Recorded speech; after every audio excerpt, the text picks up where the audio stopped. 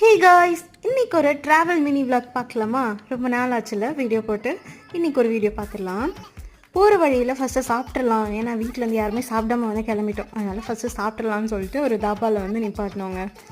இந்த மாதிரி இடத்துக்கு சாப்பிட வரும்போது ஃபுட்டுக்கு நம்ம இம்பார்ட்டன்ட் கொடுக்குறோமோ இல்லையோ, கண்டிப்பாக ஃபோட்டோஸ் வீடியோஸ்க்கு இம்பார்ட்டன்ட் கொடுப்போம்ல.